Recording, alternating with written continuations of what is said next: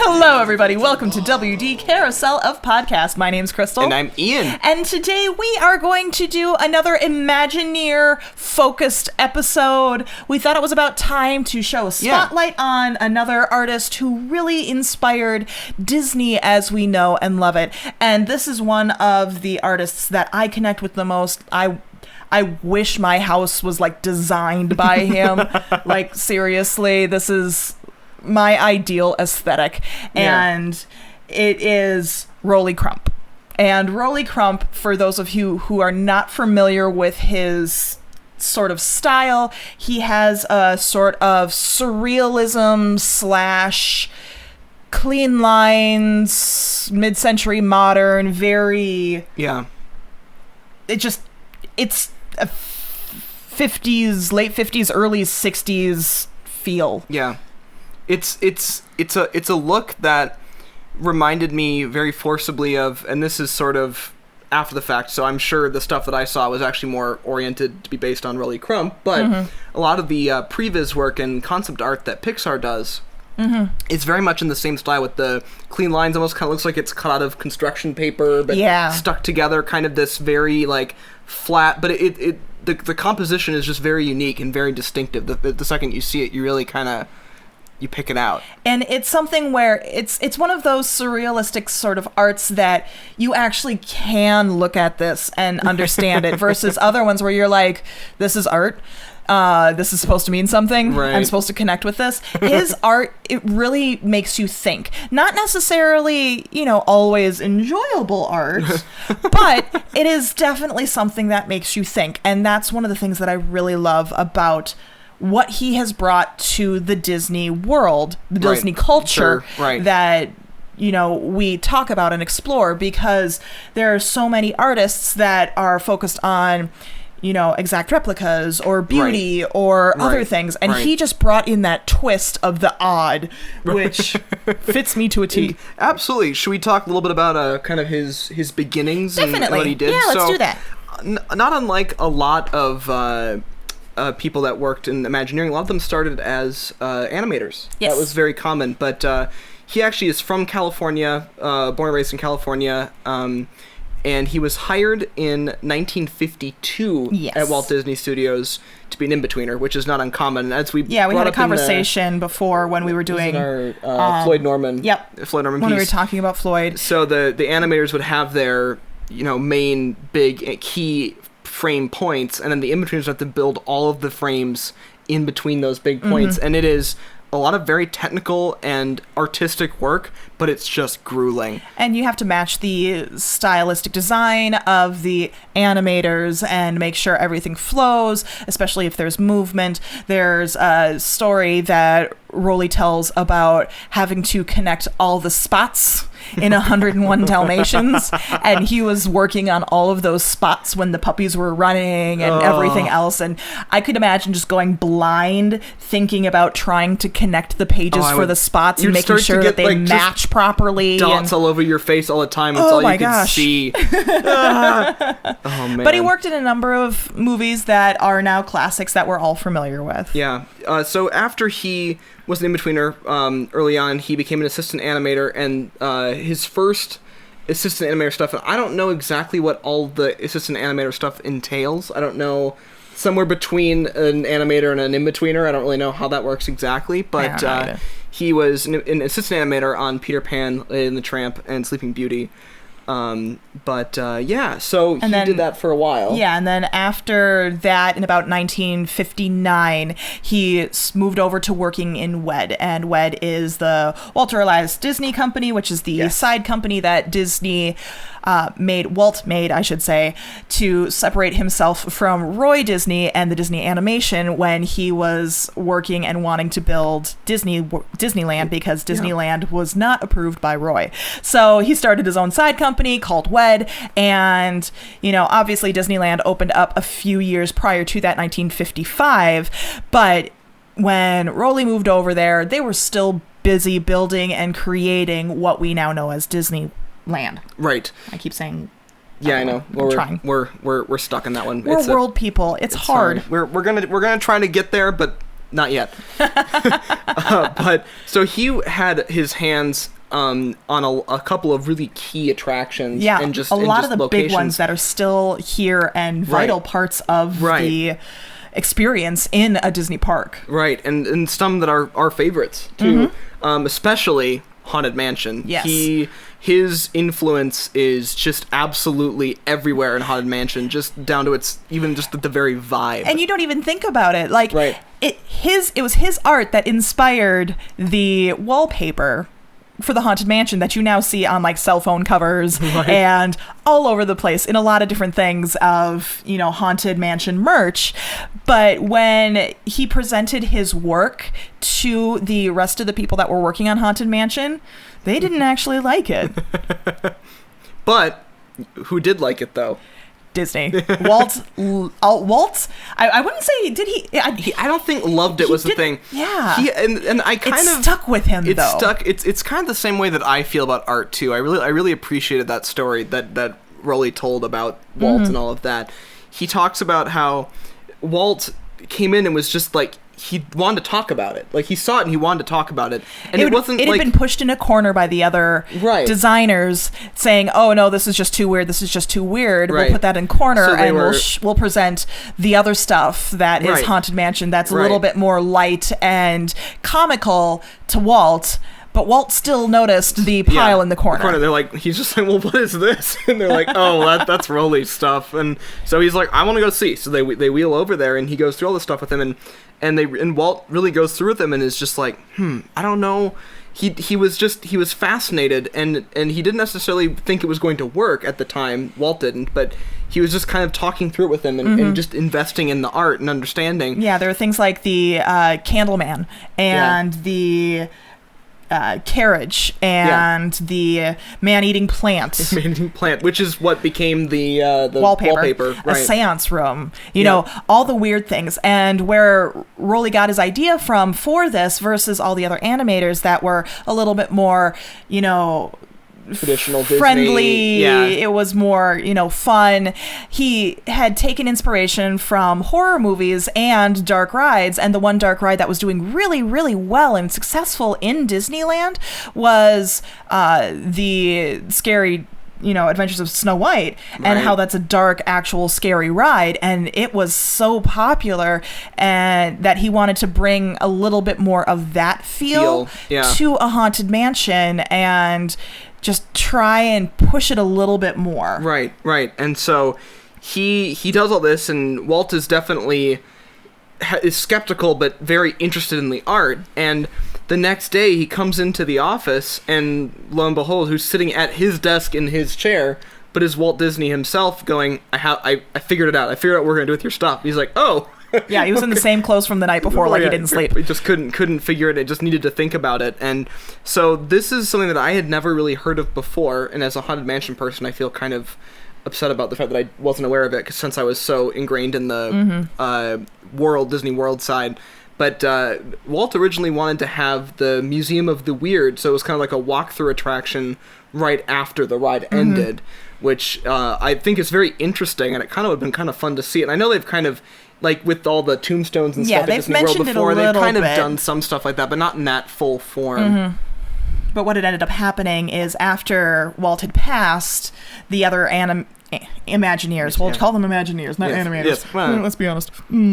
But they had basically cut it, saying, no, this is too weird. We're going to stick with the Haunted Mansion. But they were able to take those influences like the seance room and the man-eating plant, which is the wallpaper, and a lot of the optical illusions and things that Rowley really wanted to bring to the Museum of the Weird, and they were able to integrate it into the Haunted Mansion that we now know and love. Right. So it took this kind of concentrated weird. Rowley kind of created the concentrated weird, off-color, spooky aspect that we love about Haunted Mansion, and then it kind of got dispersed into the rest of the ride. And I think that's that weird little charm, that weird little twinge of creepy that shows up that everyone kind of latches onto, that kind of adds on, is something that I think that he really had a lot to do with, which is pretty amazing. Yeah. Another big early on ride was the Tiki Room. Yes. So the Tiki Room, as we know it, is not an actual ride. It's a show. Originally, it was meant to be a restaurant, and they were trying to figure out a way to bring tiki culture in, and this was during still the stages of where they thought it was going to be a restaurant, and then they wanted to have birds,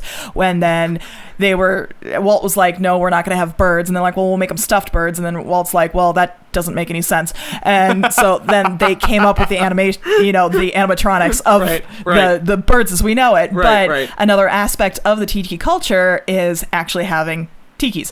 And this is true. And so Rolly had some concept art that he wanted to present to Walt, which he did, of some tiki gods that he wanted to have to basically welcome you into the tiki area. It was an entrance sort of art to try and just pull in the theming and get you in the mindset of what you're heading into. And so Walt's like, yes, let's do it. And so Rolly went to the big head prop designer for WED at that time and went, we need tiki gods. And the guy went, no. And he went, what? Walt wants these. And so the head designer went, well, it looks like you're going to make them. And so the story goes that he takes these big chunks of foam out into the parking lot with a fork and basically from there is making these tiki gods out in this parking lot and carving them out, and they ended up actually being the ones that were in Disneyland. Yeah, it's gonna happen. And I'm not sure if they're still there or if they've been replaced with something stronger and sturdier, but just the idea that that's what was created and it was what actually went into the park. Into production. Like, it was like, we can't do it. Just do it. Oh, okay. And then no one stopped it and was like, we're not going to put these into production, right? Oh, yeah, no. Oh, okay. All right. We're just going to do it. It's fine. And then, the Adventureland Bazaar and just a lot of different things that were going on in that area. The other big part that Rolly had to do with the development of Disney as we know it is the 1964 World's Fair. So in that time, he helped provide and create the Four Winds. Do you want to roll that up a little bit? Yeah. Is it the Statue of the Four Winds? Yeah, Statue of the Four Winds. I don't have that. Oh, you didn't write that down? Nope, hold on, I want to actually have the official title. Our notes are not here.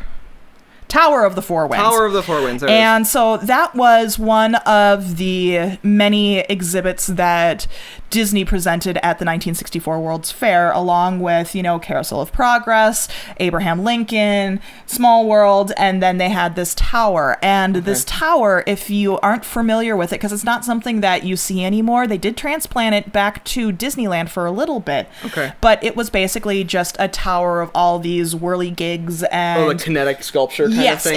Exactly. And so I was watching an interview that Rolly did with a group of people. I believe it was at D23 a number of years ago. Okay.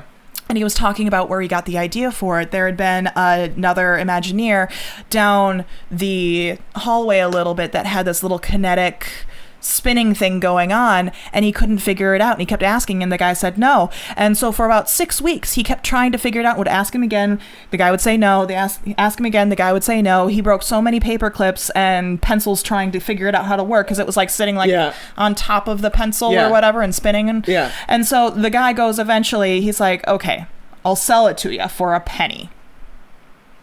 And so obviously he paid the penny, and then the guy showed him, and he talks about how it wasn't a pencil, or like Rolly had been using a nail to try and get the dent in there so that way it would work, and no, it was a ballpoint pen to try and make it nice and round, and then going from there. And so Rolly made a couple of them in his office, and then one of the other Imagineers that younger a little bit later came in, and he's like, oh, that's really neat, how do you do that? Well, I'm not going to charge you, but I'll show you, is what he said. So he showed him how to do it, and then the guy made a whole bunch for his office, and he had more than Rolly did. So of course then Rolly had to just make his entire office all of these little whirligigs.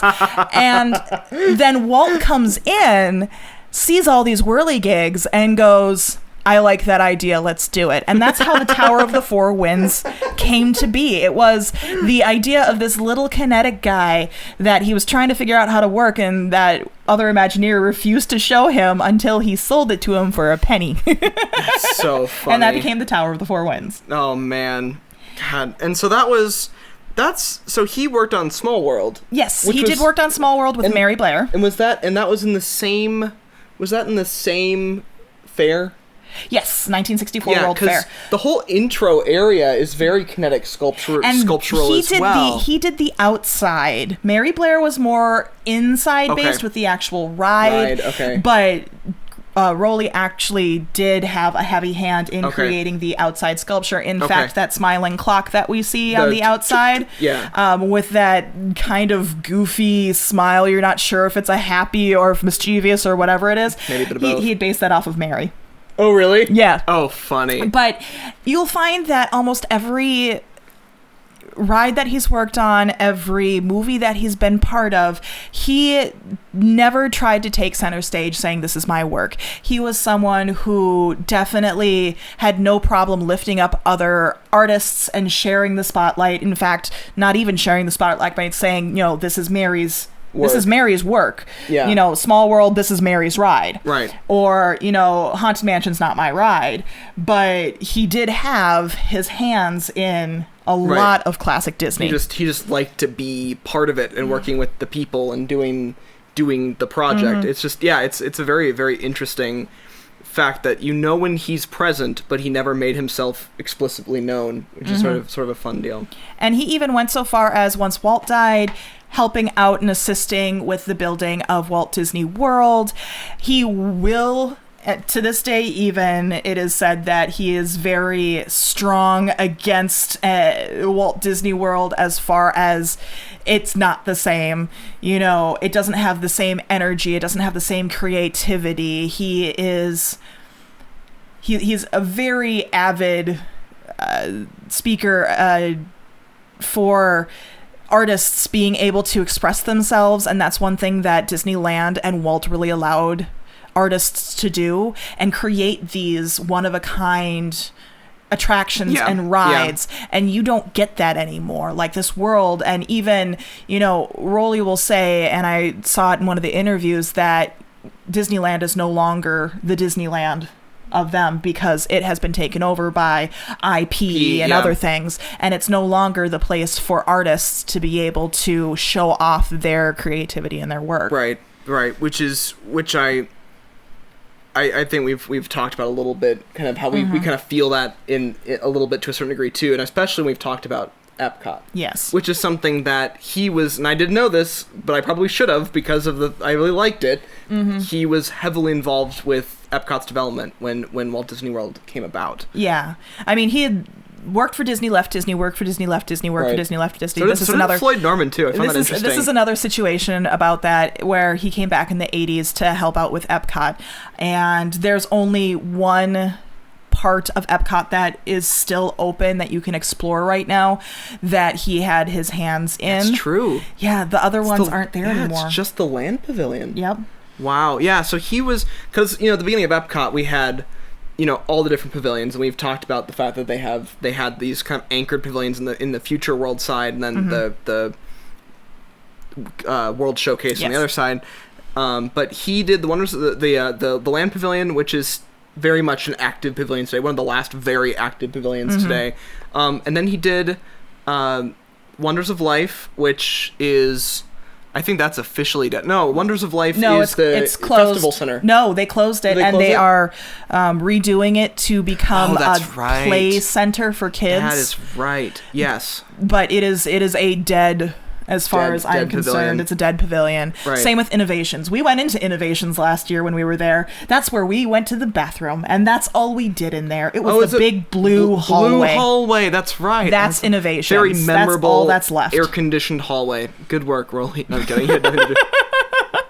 But it's sad to see that, again, we talked about Epcot originally. They didn't want to have any IP in there, and so Imagineers like Rowley and others were able to go in there and stretch their legs, show some creativity, and really give us new avenues to explore, and now almost all of them are gone. And like I said, the only one that's still around that Rowley had touched was the land, and who knows how long that's going to stick around. I mean, they have Soren in there, but You've got Soren, and living with the land. Living but with the land. I think that there's enough cult following around both of those things, and they've got the food court. There is a food court in there, I will say, and that's been very Sunshine active. Seasons. Yeah, which is nice. It's a decent food court, and as well as they have Garden Grill. Yeah, and that pavilion specifically has a lot of floor space. Like, its square footage is in the millions, and it's got a lot going on. But it's got all even Wonders of Life Pavilion, that was a huge it was a big pavilion too. It was, but I think the land specifically has enough anchoring. I hope that. Fingers crossed. This is me just trying to Fingers be crossed. trying to be positive about this, but that's fine.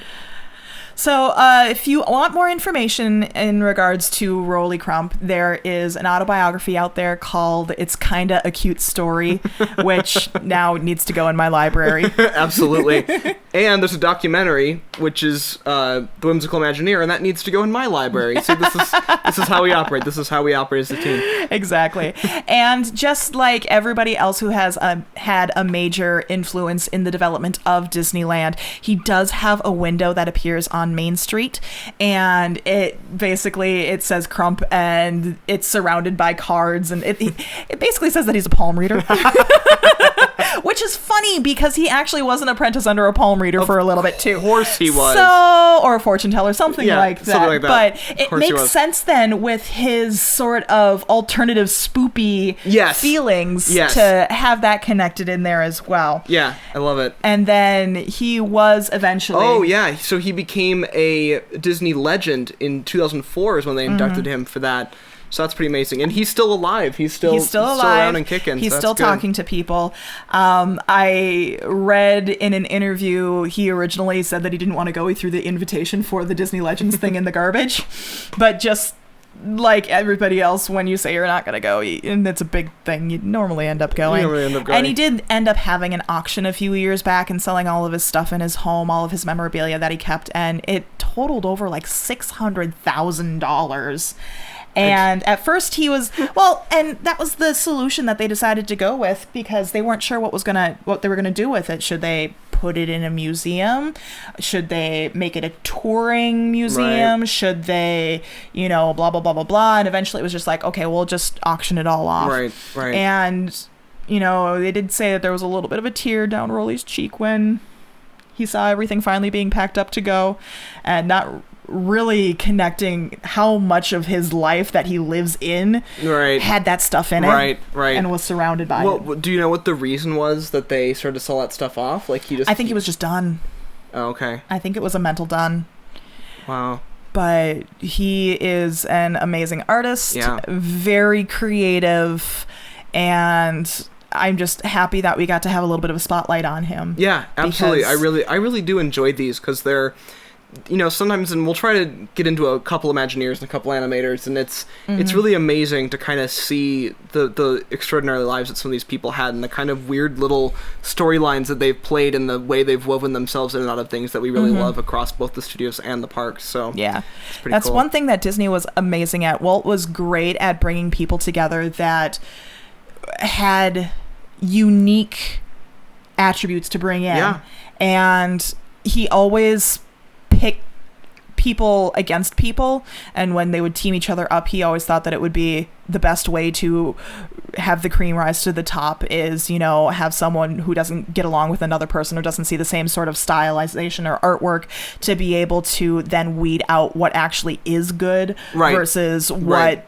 a person just thinks. And being someone, Rowley, who only had high school education and came to Disney animation with this is his first real job, as his portfolio was just high school sketches. I mean, right. And to be able to have such a big influence, it's amazing. Yeah, to think that that's possible. It's really, really cool. It's something that you saw more kind of in the beginning of Disney as a company, or toward back when Walt was fully at the helm with these kinds of I don't know, I like you, kid, and just they kind of grab you. It's just fascinating.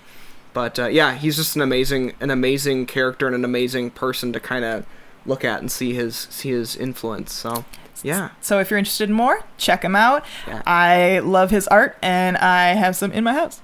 Yeah. So on that note, this has been WD Carousel of Podcast. My name's Crystal. And I'm Ian. And we hope you have a great, big, beautiful tomorrow. Bye, everybody. Beautiful tomorrow, just a dream away.